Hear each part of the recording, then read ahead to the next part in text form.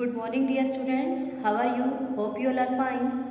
Today we will do 1.6 page income and expenditure account and difference between receipt and payment account and income and expenditure account. Last video में हमने income and expenditure account तक complete किया था. आज हम करेंगे difference between receipt and payment account and income and expenditure account. सबसे पहले रिसिप्ट एंड पेमेंट अकाउंट और इनकम एंड एक्सपेंडिचर अकाउंट में क्या डिफरेंस है.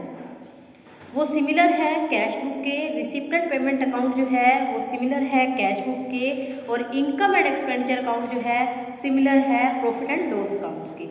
अगर हम साइड्स की बात करें तो डेबिट और क्रेडिट साइड होती है. रिसिप्ट एंड पेमेंट अकाउंट में डेबिट साइड जो होती है वो रिसिप्ट साइड होती है, क्रेडिट साइड जो होती है वो पेमेंट साइड है. अगर हम इनकम एंड एक्सपेंडिचर की बात करें तो इनकम एंड एक्सपेंडिचर साइड में डेबिट साइड जो है एक्सपेंसेस के लिए है, जबकि क्रेडिट साइड इनकम्स के लिए है. टाइप ऑफ अकाउंट की बात करें तो जो हमारा रिसिप्ट एंड पेमेंट अकाउंट है वो रियल अकाउंट का है, जिसका रूल यूज होता है debit what comes in credit what goes out.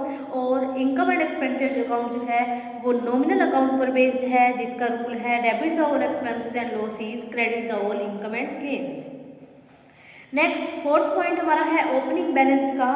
तो ओपनिंग बैलेंस की बात करें तो स्टार्ट जो होता है receipt and payment account starting opening balance से ही होती है और क्लोजिंग बैलेंस से होती है. लेकिन इनकम एंड एक्सपेंडिचर अकाउंट में ऐसे कोई बैलेंसेस नहीं होते हैं. It has no opening balance और नो क्लोजिंग बैलेंस.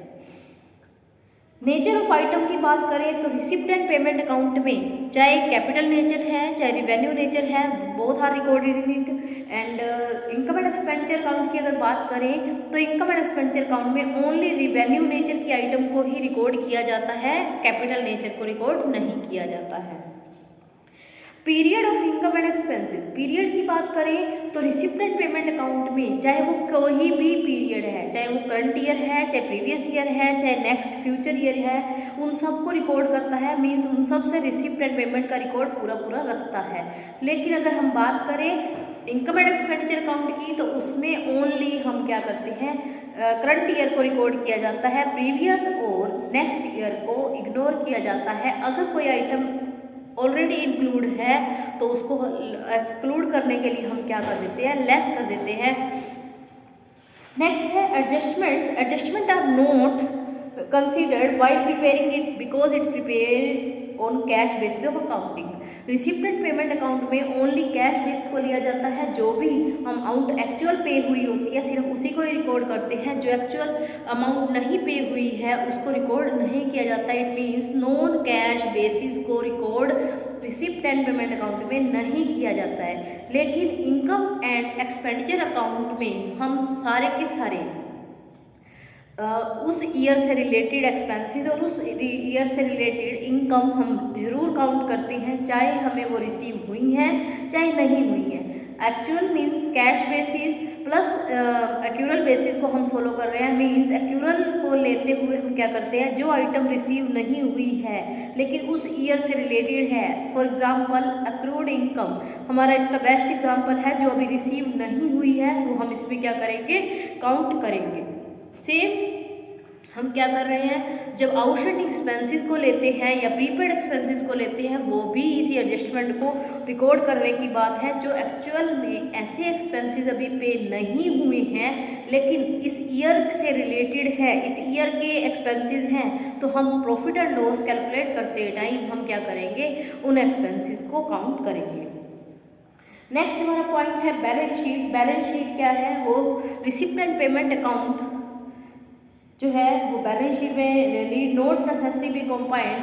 लेकिन अगर हम बात करें तो बैलेंस शीट जो है इनकम एंड एक्सपेंडिचर की हेल्प से ही बनाई जाएगी, क्योंकि उसके जो बैलेंसेस होंगे, उसका जो कैपिटल वे सरप्लस जो ऐड किया जाता है या डेफिसिट होता है वो कैपिटल फंड में जाकर होता है. तो कहीं ना कहीं हेल्प कर रहा है income and expenditure account balance sheet को प्रिपेयर करने में. नेक्स्ट हमारा पॉइंट है difference between income and expenditure account and profit and loss account. Profit and loss account में और इनकम एंड एक्सपेंडिचर अकाउंट में क्या डिफरेंस है. प्रॉफिट एंड लॉस अकाउंट और income and expenditure account similar ही हैं, पर कुछ डिफरेंसेस हैं, जैसे कि प्रॉफिट एंड लॉस अकाउंट जो है वो क्या है, प्रॉफिट ऑर्गेनाइजेशन के लिए काम करता है, लेकिन income and expenditure account not for profit organisation के लिए काम कर रहा है। अगर हम बात करें प्रॉफिट एंड लॉस अकाउंट की, तो प्रॉफिट एंड लॉस अकाउंट में हम क्या फाइंड आउट करते हैं, नेट प्रॉफिट और नेट लॉस फाइंड आउट करते हैं, लेकिन इनकम एंड एक्सपेंडिचर अकाउंट से हमको सरप्लस और डेफिसिट मिलता है, जो कि आपके बैलेंस शीट में जाकर कैपिटल फंड में ऐड हो जाता है। सेम अगर हम P&L की बात करें तो प्रॉफिट एंड लॉस अकाउंट में हम क्या करेंगे, जो भी हमको नेट प्रॉफिट मिला वो कैपिटल में जाकर ऐड होगा। बेस क्या है प्रिपरेशन का, बेसिस जो है प्रिपरेशन के, तो trading profit and loss account बनाने के लिए हम ट्रायल बैलेंस की हेल्प लेते हैं, लेकिन इनकम एंड एक्सपेंडिचर अकाउंट बनाने के लिए कोई ट्रायल बैलेंस नहीं होता है। हमें क्या करना होता है, रिसिप्ट एंड पेमेंट अकाउंट से लेना होता है। नेक्स्ट हमारा टॉपिक है बैलेंस शीट का। तो बैलेंस शीट तो सभी को पता है, जैसे कि प्रॉफिट कंसर्न बिजनेस की रहती है, सेम वैसे ही एनपीओ की रहेगी, मींस नॉट प्रॉफिट ऑर्गेनाइजेशन की रहेगी। जैसे बैलेंस शीट जो है लास्ट डेट पर आपको अमाउंट बताती है, फाइनेंशियल पोजीशन बताती है, सेम इसमें भी वो फाइनेंशियल पोजीशन जो है बताई जाएगी। तो यहाँ पर क्या होगा, दो साइड्स होंगी, एक एसेट साइड और एक लायबिलिटी साइड। सभी को पता है कि कौन कौन सी साइड होती है बैलेंस शीट में।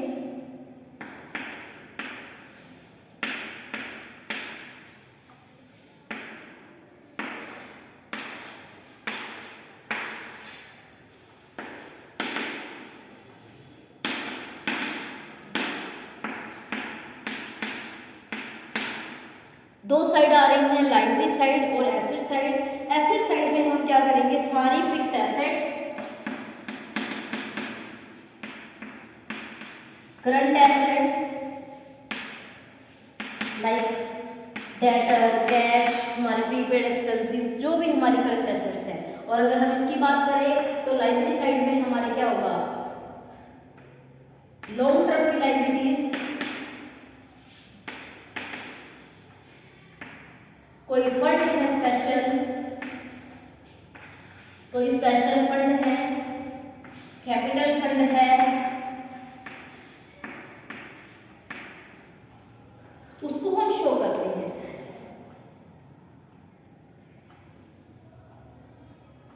कुछ आउटस्टैंडिंग एक्सपेंसेस हैं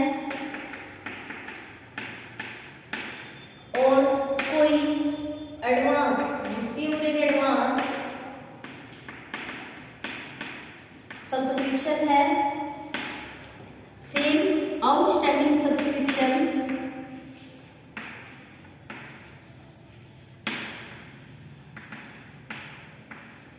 हमारा इसमें जाता है। इससे रिलेटेड हमारे जो भी अमाउंट्स हैं वो आप देखेंगे मेरे साथ सेकंड क्वेश्चन में, सेकंड इलस्ट्रेशन में देख रहे हैं आप। From the flowing receipt and payment account of golden cricket club new Delhi prepare the income and expenditure account for the year ended 31 मार्च 2019। आपको receipt and payment account given है, जिसके base पर आपको कुछ अमाउंट्स गिवन है, कैश का opening balance या closing balance, और आपको प्रिपेयर करना है रिसिप्ट एंड पेमेंट अकाउंट की हेल्प से इनकम एंड एक्सपेंडिचर अकाउंट। तो इनकम एंड एक्सपेंडिचर अकाउंट बनाने के लिए हम क्या करेंगे, जो भी आइटम हमारी उस ईयर से रिलेटेड है हम उसे रिसिप्ट एंड पेमेंट अकाउंट से ट्रांसफर कर देंगे इनकम एंड एक्सपेंडिचर अकाउंट में। जैसे हम P&L अकाउंट बनाते हैं, सेम नेचर वैसा ही रहेगा नॉमिनल अकाउंट का। तो करते हैं क्वेश्चन, जैसे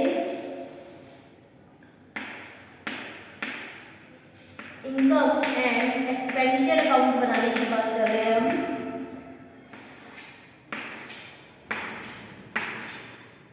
सबसे पहले हमारे पास कैश का ओपनिंग बैलेंस है 2018 को 20,000। तो ओपनिंग बैलेंस कैश का हम यहाँ शो नहीं करेंगे, क्योंकि कैश का ओपनिंग बैलेंस जो है वो ओपनिंग बैलेंस शीट के अंदर ही जाएगा, यहाँ नहीं आएगा। कैश का क्लोजिंग बैलेंस जो है वो भी आपको गिवन है, बैंक का ओपनिंग बैलेंस भी गिवन है। तो कैश का बैलेंस या बैंक का बैलेंस जो है वो आपका बैलेंस शीट में आएगा, आपके इनकम एंड एक्सपेंडिचर अकाउंट में नहीं आएगा। उसके बाद आपके पास अमाउंट है सब्सक्रिप्शन की। सब्सक्रिप्शन जो होता है चंदा रिसीव हो रहा है, तो चंदा की इनकम जो हमारी बेसिक इनकम होती है। तो तो बाय सब्सक्रिप्शन के नाम से, क्योंकि इनकम हमारी होती है क्रेडिट साइड में, इनकम एंड एक्सपेंडिचर अकाउंट का रूल है नॉमिनल पर बेस। तो नॉमिनल का रूल होता है debit all expenses and losses, credit the all income and gains. तो ये हमारी डेबिट साइड और ये हमारी क्रेडिट साइड, इस पर बेस हम क्या करेंगे, इसको रिकॉर्ड करेंगे। तो सब्सक्रिप्शन जो रिसीव हुआ है 2017-18 का वो है 30,000 और 2018-19 का रिसीव हुआ है 2,25,000।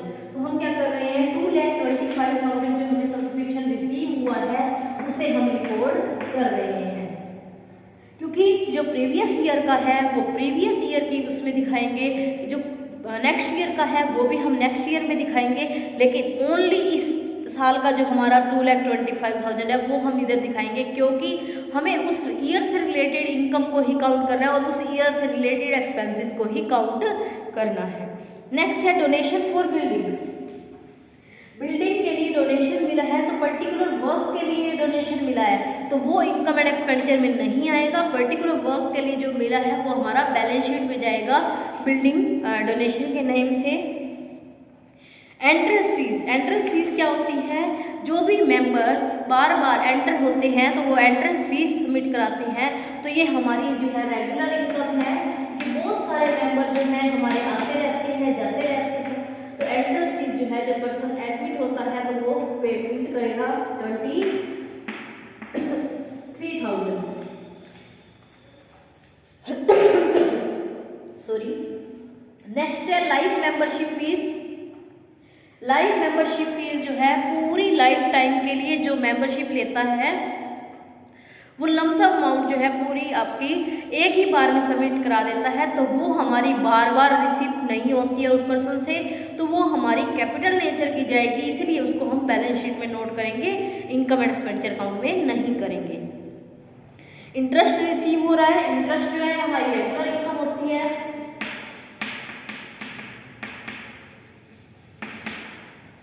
इंटरेस्ट जो है वो कितना है, 18,000 का है।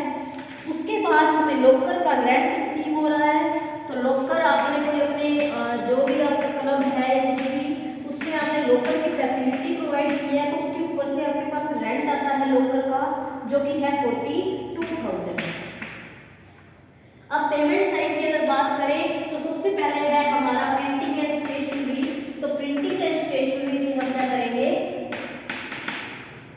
38,750 हमारा हो जाता है। और लाइटिंग के एक्सपेंसेस आपके कितने हैं, 26,250 है। इसके अलावा हमारा है rate and taxes,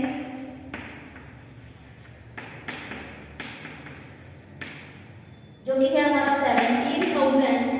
and next हमारा है टेलीफोन चार्जेस। टेलीफोन चार्जेस जो है वो भी हम क्या करेंगे, नोट करेंगे 2,600। एंड पोस्टेज एंड कुरियर, जितने भी आपके एक्सपेंस हैं वो आप एक्सपेंडिचर साइड में डेबिट साइड में राइट करते जाएंगे। नेक्स्ट हमारा है टू वेजेस एंड सैलरी, जो कि है 88,000। इंश्योरेंस प्रीमियम जो कि है 15,000। उसके बाद हमारा आ रहा है क्या कि परचेज किया है फर्नीचर जो परचेज किया है वो हमारा क्या है, बैलेंस शीट में आइटम जाएगी, क्योंकि कैपिटल नेचर के एक्सपेंसेस को कैपिटल नेचर के लिए जो आपने एक्सपेंडिचर किया है वो नहीं लिखेंगे, ओनली रिवेन्यू नेचर के आइटम को हम यहाँ पर राइट करेंगे। फिर क्या होगा, दोनों साइड का टोटल करेंगे। इस साइड का टोटल हमारा आ रहा है 3,08,000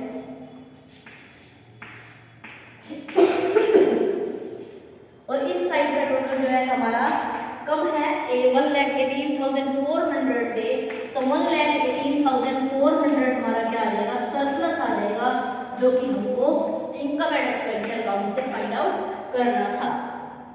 तो ये है हमारा base question income and expenditure account का।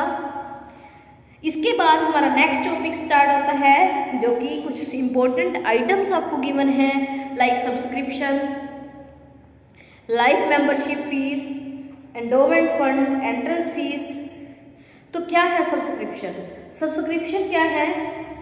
It is the main source of income of non-profit entity. It will be appearing on the debit side of recipient payment account, and out of its subscription belonging to the current year will be posted to credit side of income and expenditure account. Starting में आपको recipient payment account की receipt side में आपको subscription मिलेगा, जो कि main हम कहते हैं कि जो नॉन प्रॉफिट ऑर्गेनाइजेशन है उनकी मेजर इनकम का पार्ट ही सब्सक्रिप्शन है, चंदा है। जो लोग जो है चंदे के रूप में पैसा दे रहे हैं तो वो उसकी मेन इनकम है। तो यहाँ हम दिखाएंगे, यहाँ सबसे पहले हमने सब्सक्रिप्शन ही दिखाया है। जो प्रॉफिट रिसिप्टेंट पेमेंट अकाउंट्स की रिसिप्ट साइड में होगा उसको आप क्या लिखेंगे? क्रेडिट साइड में इनकम एंड एक्सपेंडिचर अकाउंट की लिख देंगे, क्योंकि ये मेन इनकम का पार्ट है। सेकंड पॉइंट हमारा है क्या? Life membership fees. Life membership fees क्या है? जब भी कोई पर्सन मेंबर बनता है तो वो उसे कुछ फीस पे करनी पड़ती है। जब वो पर्सन पूरी लाइफ के लिए, क्योंकि जो फीस होगी वो मंथली या एनुअली या फिर सेमी एनुअली हो सकती है, तो आपको पूरी फीस जो है कंप्लीट दे देगा। यस, लाइफ मेंबरशिप फीस जो होगी वो क्या होगा? पर्सन जो है पूरी लाइफ के लिए पे कर देता है। जब वो अमाउंट पूरी लाइफ के लिए पे करता है तो क्या होता है कि वो बार बार नहीं रिसीव होती है, तो इसलिए उसको हम कैपिटल नेचर का मान लेते हैं। अगर क्वेश्चन में आपको कुछ नहीं बोला है तो आप कैपिटल नेचर का ही मानेंगे, लेकिन अगर आपको क्लियरली बोला गया है कि ये रिवेन्यू नेचर का मानना है तो भी आप क्या करेंगे? रिवेन्यू नेचर का मानेंगे। अगर आपके पास कोई इन्फॉर्मेशन नहीं है तो आप उसको कैपिटल नेचर का ही मानकर चलेंगे। नेक्स्ट हमारा पॉइंट है इंडोमेंट फंड। इंडोमेंट फंड क्या है? It is a fund arising from a bequest or gift the income of which is devoted for a specific purpose.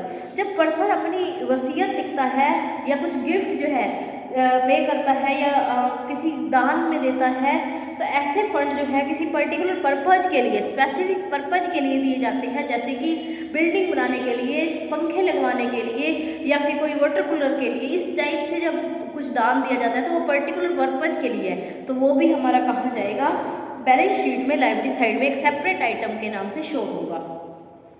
Next है हमारा एंट्रेंस फीस या फिर एडमिशन फीस। एडमिशन फीस क्या होती है? जब भी कोई पर्सन मेंबर बनता है तो एनुअल सब्सक्रिप्शन के साथ साथ उसे जो है एंट्रेंस फीस जो है पे करनी होती है।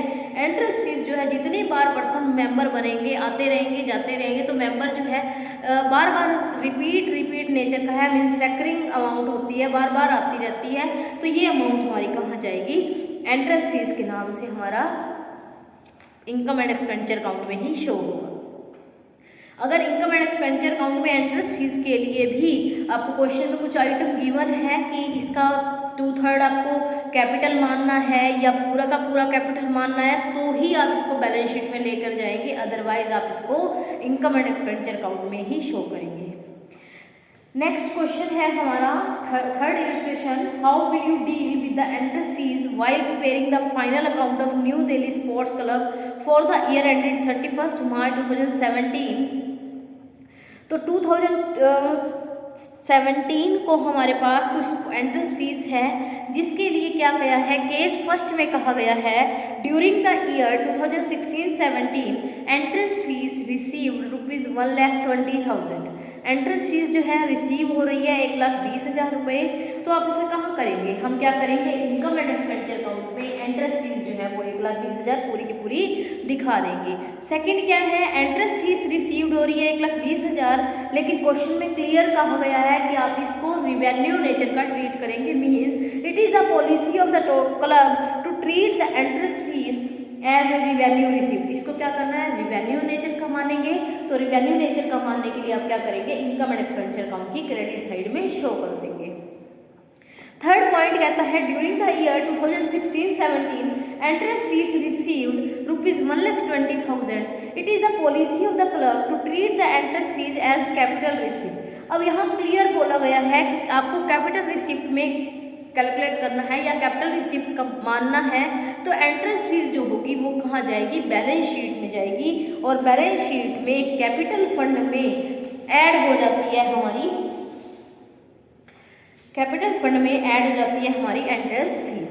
नेक्स्ट हमारा पॉइंट है fourth, during the year 2016-17 entrance fees receive हुई है 20,000 और according to the policy of the club आपको 30% जो है इसको कैपिटलाइज करना है, 30% कैपिटलाइज करना है। तो 1,20,000 का 30% हो जाता है 36,000।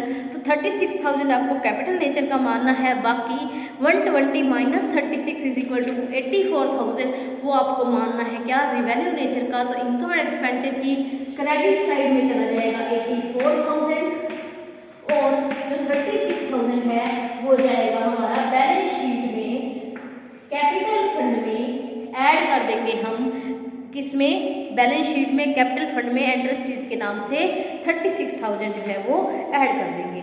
नेक्स्ट पॉइंट हमारा है डोनेशन का। तो डोनेशन क्या होता है, दान देना। दान जो है आपको रिसीव हो रहा है, एक तरह से ये भी आपकी इनकम है। तो एक काफ़ी सारे टाइप के दान हो सकते हैं, डोनेशन हो सकता है, जैसे कि स्पेसिफिक डोनेशन, या फिर हम कहें कि जनरल डोनेशन। तो स्पेसिफिक डोनेशन जो है क्लियर किया गया कि स्पेसिफिक किसी पर्पज के लिए दान मिला है।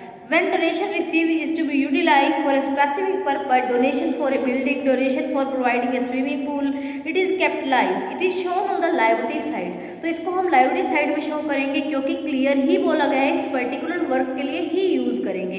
तो जो इस टाइप से हमारी डोनेशन है तो वो हम कहाँ जाएंगे, बैलेंस शीट में लेके जाएंगे लाइबिलिटी साइड में। जनरल डोनेशन जो है वो कोई पर्टिकुलर पर्पज नहीं है, इसको हम इनकम एंड एक्सपेंडिचर अकाउंट में क्रेडिट साइड में शो करेंगे। नेक्स्ट है लिगेसी। लिगेसी क्या होता है, विल। जब पर्सन कोई डिसीज पर्सन होता है, जो पर्सन मरने वाला होता है, वो अपनी विल लिखता है, या हम कह सकते हैं लिगेसी लिखता है, वसीयत लिखता है, तब कोई पर्सन को दान देता है तो वो हमारा जो है हो सकता है मतलब कि वो अमाउंट किसी पर्टिकुलर काम के लिए दिया गया है, अगर किसी पर्टिकुलर काम के लिए भी दिया गया है तो भी, और अगर लिगेसी में कोई पर्टिकुलर वर्क नहीं है तो भी हम क्या करेंगे, इसको इनकम एंड एक्सपेंडिचर अकाउंट में नहीं लिखेंगे। कहाँ लिखेंगे, बैलेंस शीट में लिखेंगे, क्योंकि ये पर्टिकुलर वर्क के लिए या फिर लिगेसी जो है रोज रोज नहीं मिलती है, कभी कभार होने वाली है, नॉन रेकरिंग नेचर की है, इसको बैलेंस शीट में ही शो करेंगे। नेक्स्ट है सेल ऑफ ओल्ड एसेट्स। अगर किसी एसेट्स को सेल कर रहे हैं, अगर किसी एसेट्स को सेल कर रहे हैं तो क्या होगा कि एसेट्स को सेल करने पर जो पैसा आ रहा है, जो इनकम आ रही है, वो क्या होगी, एसेट्स को सेल करने पर जो इनकम होगी वो क्या है आपकी, एसेट्स चली जाएगी इनकम एंड एक्सपेंडिचर अकाउंट में, उससे रिलेटेड प्रॉफिट और लॉस तो शो होगा। लेकिन अगर एसेट्स रिड्यूस हो रही है तो बैलेंस शीट में आपकी एसेट्स रिड्यूस हो जाएगी। फॉर एग्जाम्पल, अगर आपने बुक वैल्यू फर्नीचर है 5,000 और उसको 1,000 में 5,000 का फर्नीचर है, जिसमें से आपने 1,000 वाला फर्नीचर 400 रुपीज़ में सेल कर दिया है, तो आपको 600 का लॉस हो गया। 5,000 वाला फर्नीचर है आपके पास, जिसमें से आपने क्या किया है, 1,000 का फर्नीचर 400 रुपये में बेच दिया है, तो आपके पास 600 का आपको लॉस हो जाता है। तो जो लॉस हुआ है वो आप कहाँ दिखाएंगे, प्रॉफिट एंड लॉस अकाउंट की डेबिट साइड में, means income and expenditure account की डेबिट साइड में शो करेंगे। मैंने बोला कि आपके पास फर्नीचर है जिसकी अमाउंट जो है 5,000 है, जिसका एक पार्ट 1,000 रुपये का है, उसको हमने 400 में बेच दिया, तो 600 का आपको क्या हो गया, लॉस हो गया। जो ये लॉस है ये कहाँ आएगा, इनकम एंड एक्सपेंडिचर अकाउंट की डेबिट साइड में शो हो जाएगा। और जो हमारे बैलेंस शीट में एसेट्स में फर्नीचर है वो 5,000 में से 1,000 रिड्यूस होकर 4,000 ही रिमेनिंग रह जाएगा। इसी तरह से जो रिसिप्टेंट पेमेंट अकाउंट में कैश का बैलेंस होगा वहाँ 400 जो है ऑलरेडी ऐड हो जाएंगे। नेक्स्ट हमारा है sale of old newspaper and sports material. Old newspaper को सेल करने पर या स्पोर्ट्स मटेरियल को सेल करने पर क्या होगा कि अमाउंट जो आ रही है वो एक तरह से स्क्रैप के रूप में, कबाड़ के रूप में माल जा रहा है, तो वो पैसा जो है हमारा रेकरिंग नेचर का होगा, तो इसको हम इनकम एंड एक्सपेंडिचर अकाउंट की क्रेडिट साइड में शो कर देंगे। आगे है पेमेंट ऑफ होनेरियम। होनेरियम क्या होता है, The amount paid to person who are not the employee of the institution is called honorarium and is adapted to income and expenditure account. किसी को हम मान देते हैं, इज्जत दे रहे हैं, सम्मान दे रहे हैं, तो हम कहते हैं होनेरियम पे किया, उसको मान दे दिया। तो जब उसको मान दे के चक्कर में कुछ अमाउंट दी गई है तो वो हमारे एक्सपेंस हो जाता है, तो वो हम हमारे इनकम एंड एक्सपेंडिचर अकाउंट की डेबिट साइड में शो हो जाता है। नेक्स्ट हमारा पॉइंट है जनरल एंड स्पेशल फंड का। जनरल और स्पेशल फंड की अगर बात करें तो in case of non profit organisation there is no capital. The difference between the assets and outside liability is known by the name capital fund. तो NPO के chapter में आपको पता ही है कि जो अमाउंट होगी वो कैपिटल नहीं कहलाती, कैपिटल फंड कहलाती है। और इनकम एंड एक्सपेंडिचर अकाउंट से जो भी अमाउंट एक्स्ट्रा सरप्लस में जाती है वो कैपिटल फंड में ही ऐड हो जाती है। तो यहाँ पर बात हो रही है कि कुछ फंड जो हैं जनरल फंड होते हैं, कुछ स्पेसिफिक फंड होते हैं। तो जनरल फंड जो है वो ऐसा फंड जो कैपिटल फंड है जिस टाइप से वो जनरल फंड है, मतलब किसी भी पर्टिकुलर वर्क के लिए आप उस पैसे का यूज़ कर सकते हो। लेकिन स्पेसिफिक फंड जो होंगे अलग अलग नाम से गिवन, जैसे कि स्पोर्ट्स के लिए मिला स्पोर्ट्स फंड, बिल्डिंग के लिए मिला बिल्डिंग फंड, स्विमिंग पूल के लिए मिला फंड स्विमिंग पूल फंड, तो टूर्नामेंट के लिए मिला फंड टूर्नामेंट फंड। तो इस टाइप से डिफरेंट नाम से जब आपको फंड मिल रहे हैं तो वो आपके आएंगे स्पेसिफिक फंड। और जनरल फंड जो है आपका सिंपल कैपिटल फंड जो है वो जनरल फंड का ही एक एग्जांपल रहेगा। इसी पर बेस हमारा फोर्थ इलस्ट्रेशन जो है आप वो देख सकते हैं। Show how will you deal with the following item while preparing the balance sheet of a club as at 31st March 2019। Sports fund की बात करें तो 1 अप्रैल 2018 को आपका स्पोर्ट्स फंड जो है वो 5 लाख का है।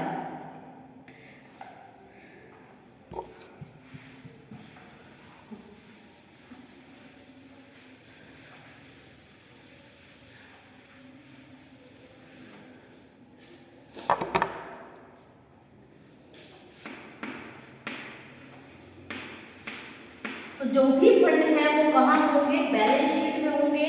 मैंने आपको बोला यहाँ पर हम फोर्थ इलस्ट्रेशन कर रहे हैं। तो स्पोर्ट्स फंड की अगर बात करें हम सबसे पहले 1 अप्रैल 2018 को स्पोर्ट्स फंड बताया है। तो स्पोर्ट्स फंड हमारा आता है कहाँ, लायबिलिटी साइड में।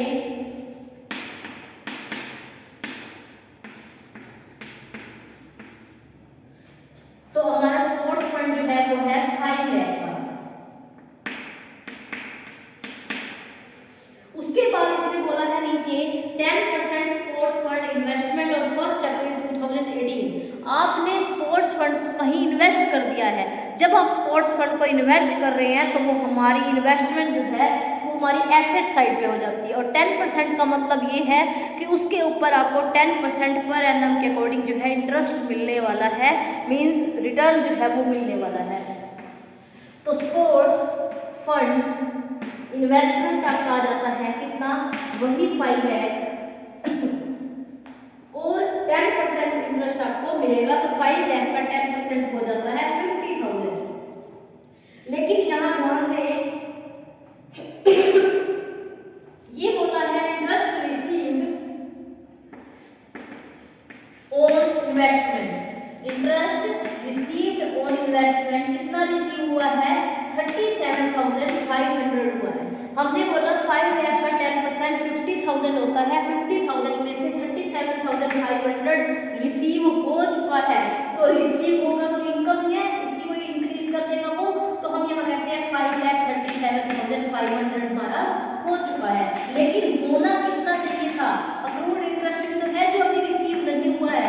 तो अक्रूड इंटरेस्ट के नाम से हमारा अलग से बन जाएगा 12,500 जो है हमारा अक्रूड इंटरेस्ट आ जाएगा। कैसे काउंट किया हमने, 5 लाख का 10% होता है कितना, 50,000। और 50,000 में से हमने जो हमें रिसीव हो चुका है 37,500 लेस कर दिया। तो जो नहीं रिसीव हुआ वो क्या है, हमारा अक्रूड इंटरेस्ट है, जो कि हमने एसेट साइड में दिखा दिया। और साथ ही साथ हमने यहाँ पर भी ऐड कर देंगे तो हमारा आ जाएगा 5,50,000। इसके बाद वो कह रहे हैं donation for sports fund. Sports fund के लिए और डोनेशन मिल गई, और डोनेशन मिल गई तो क्या हो जाएगा, ये इंक्रीज हो जाएगा। डोनेशन फॉर स्पोर्ट्स फंड के लिए 1,20,000 रुपए का रिसीव हुआ तो टोटल आ जाएगा कितना, 6,70,000। अब आगे कहता है कि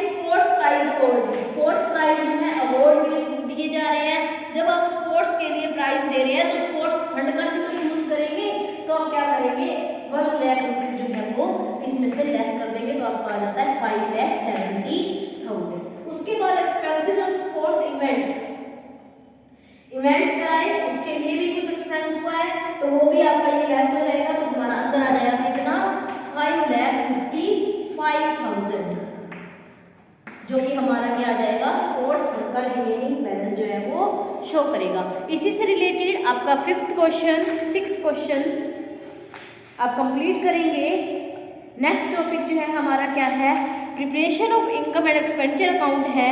हम नेक्स्ट वीडियो में करेंगे इससे रिलेटेड चैप्टर, इससे रिलेटेड टॉपिक। आज हम 7th क्वेश्चन तक कंप्लीट करेंगे अपनी नोटबुक में। नेक्स्ट वीडियो में मिलेंगे हम नेक्स्ट कंसेप्ट के साथ। Thank you and bye bye, have a nice day.